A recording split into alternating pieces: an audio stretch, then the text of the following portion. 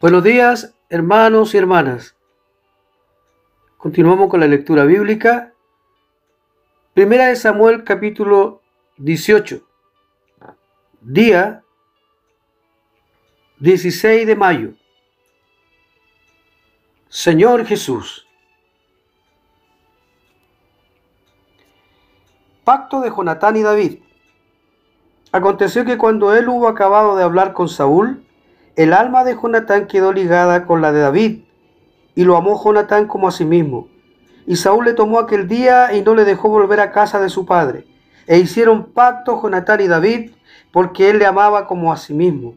Y Jonatán se quitó el manto que llevaba y se lo dio a David, y otras ropas suyas, hasta su espada, su arco y su talabarte.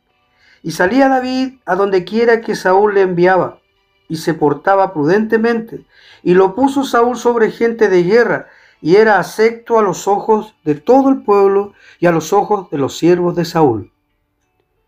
Saúl tiene celos de David.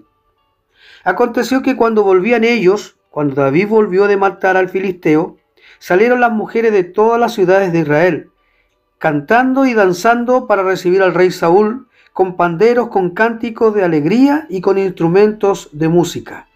Y cantaban las mujeres que danzaban y decían: Saúl hirió a sus 1000 y David a sus 10.000. Y se enojó Saúl en gran manera. Y le desagradó este dicho y dijo a David: fueron 10.000 y a mí 1000, no le falta más que él el reino. Y desde aquel día Saúl no miró con buenos ojos a David. Aconteció al otro día que un espíritu malo de parte de Dios tomó a Saúl, y él le desvariaba en medio de la casa. David tocaba con su mano como los otros días, y tenía Saúl la lanza en la mano. Y arrojó Saúl la lanza diciendo: enclavaré a David a la pared. Pero David lo evadió 2 veces. Mas Saúl estaba temeroso de David, por cuanto Jehová estaba con él, y se había apartado de Saúl. Por lo cual Saúl lo alejó de sí y le hizo jefe de 1000, y salía y entraba delante del pueblo. Y David se conducía prudentemente en todos sus asuntos, y Jehová estaba con él. Y viniendo Saúl, que se apartaba tan prudentemente, tenía temor de él. Mas todo Israel y Judá amaba a David, porque él salía y entraba delante de ellos. Entonces dijo Saúl a David: he aquí yo te daré Merab, mi hija mayor, por mujer, con tal que me seas hombre valiente y pelees las batallas de Jehová. Mas Saúl decía: no será mi mano contra él, sino que será contra él la mano de los filisteos. Pero David respondió a Saúl: ¿quién soy yo? ¿O qué es mi vida? ¿O la familia de mi padre en Israel, para que yo sea yerno del rey? Y llegado el tiempo en que Merab, hija de Saúl, se había de dar a David, fue dada por mujer a Adriel, meolaltita. Pero Mical, la otra hija de Saúl, amaba a David, y fue dicho a Saúl y le pareció bien a sus ojos. Y Saúl dijo: yo se la daré, para que le sea por lazo, y para que la mano de los filisteos sea contra él. Dijo pues Saúl a David por segunda vez: tú serás mi yerno hoy. Y mandó Saúl a sus siervos: hablad en secreto a David, diciéndole: he aquí el rey te ama, y todos sus siervos te quieren bien. Sé pues yerno del rey. Los criados de Saúl hablaron estas palabras a los oídos de David, y David dijo: ¿os parece a vosotros que es poco ser yerno del rey, siendo yo un hombre pobre y de ninguna estima? Y los criados de Saúl le dieron la respuesta diciendo: tales palabras ha dicho David.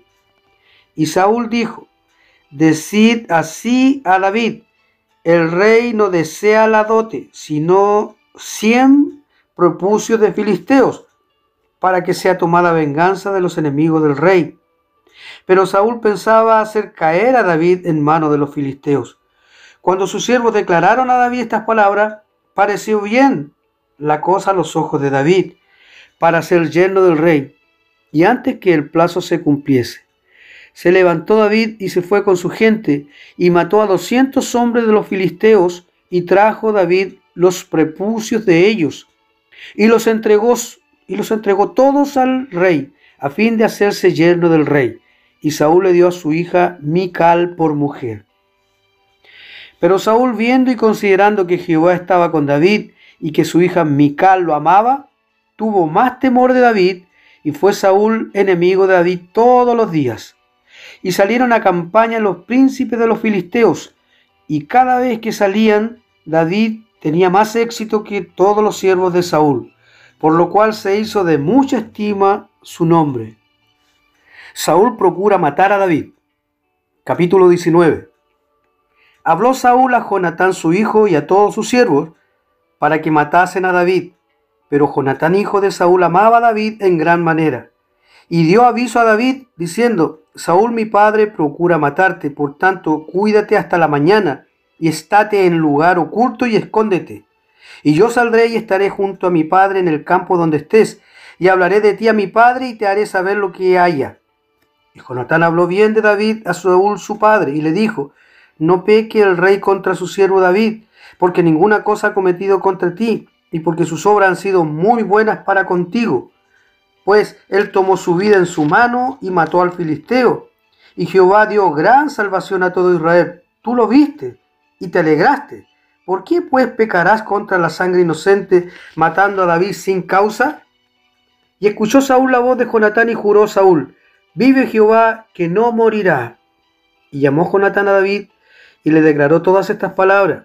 Y él mismo trajo a David a Saúl y estuvo delante de él como antes. Después hubo de nuevo guerra, y salió David y peleó contra los filisteos, y los hirió con gran estrago, y huyeron delante de él. Y el espíritu malo de parte de Jehová vino sobre Saúl, y estando sentado en su casa tenía una lanza a mano, mientras David estaba tocando. Y Saúl procuró enclavar a David con la lanza a la pared. Pero él se apartó de delante de Saúl, el cual hirió con la lanza en la pared, y David huyó y escapó aquella noche. Saúl envió luego mensajeros a casa de David para que lo vigilasen y lo matasen a la mañana. Mas Mical, su mujer, avisó a David diciendo: si no salvas tu vida esta noche, mañana serás muerto. Y descolgó Mical a David por una ventana, y él se fue y huyó y escapó. Tomó luego Mical una estatua y la puso sobre la cama, y le acomodó por cabecera una almohada de pelo de cabra, y la cubrió con la ropa. Y cuando Saúl envió mensajeros para prender a David, ella respondió: está enfermo. Volvió Saúl a enviar mensajeros para que viesen a David, diciendo: traédmelo en la cama para que lo mate. Y cuando los mensajeros entraron, he aquí la estatua estaba en la cama, y una almohada de pelo de cabra a su cabecera. Entonces Saúl dijo a Mical: ¿por qué me has engañado así, y has dejado escapar a mi enemigo?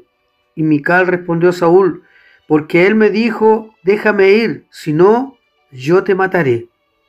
Huyó pues David y escapó, y vino a Samuel en Ramá, y le dijo todo lo que Saúl había hecho con él. Y él y Samuel se fueron y moraron en Naiot. Y fue dado aviso a Saúl diciendo: he aquí que David está en Naiot, en Rama. Entonces Saúl envió mensajeros para que trajeran a David, los cuales vieron una compañía de profetas que profetizaban, y a Samuel que estaba allí los presidía. Y vino el Espíritu de Dios sobre los mensajeros de Saúl, y ellos también profetizaron. Cuando lo supo Saúl, envió otros mensajeros, los cuales también profetizaron. Y Saúl volvió a enviar mensajeros por tercera vez, y ellos también profetizaron. Entonces él mismo fue a Ramá, y llegando al gran pozo que está en Secu, preguntó diciendo: ¿dónde están Samuel y David? Y uno respondió: he aquí están en Naiot, en Ramá. Y fue a Naiot, en Ramá, y también vino sobre él el Espíritu de Dios, y siguió andando y profetizando hasta que llegó a Naiot, en Ramá. Y él también se despojó de sus vestidos y profetizó igualmente delante de Samuel, y estuvo desnudo todo aquel día y toda aquella noche. De aquí se dijo también Saúl entre los profetas. Juan capítulo 9, versículos del 1 al 34. Al pasar Jesús, vio a un hombre ciego de nacimiento. Y le preguntaron sus discípulos diciendo: Rabí, ¿quién pecó, este o sus padres, para que haya nacido ciego? Respondió Jesús: no es que pecó este ni sus padres, sino para que las obras de Dios se manifiesten en él. Me es necesario hacer las obras del que me envió, entre tanto que el día dura, la noche viene, cuando nadie puede trabajar.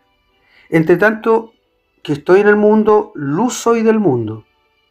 Dicho esto, escupió en tierra e hizo todo con la saliva, y untó con él el lodo los ojos del ciego, y le dijo: ve a lavarte en el estanque de Siloé, que traducido es enviado. Fue entonces y se lavó, y regresó viendo. Entonces los vecinos y los que antes le habían visto que era ciego decían: ¿no es este el que se sentaba y mendigaba? Unos decían: él es, y otros: a él se parece. Él decía: yo soy. Y le dijeron: ¿cómo te fueron abiertos los ojos? Respondió él y dijo: aquel hombre que se llama Jesús hizo todo. Hizo lodo, me untó los ojos y me dijo: ve al Siloé y lávate. Y fui y me lavé y recibí la vista. Entonces le dijeron: ¿dónde está él? Él dijo: no sé. Los fariseos interrogan al ciego sanado.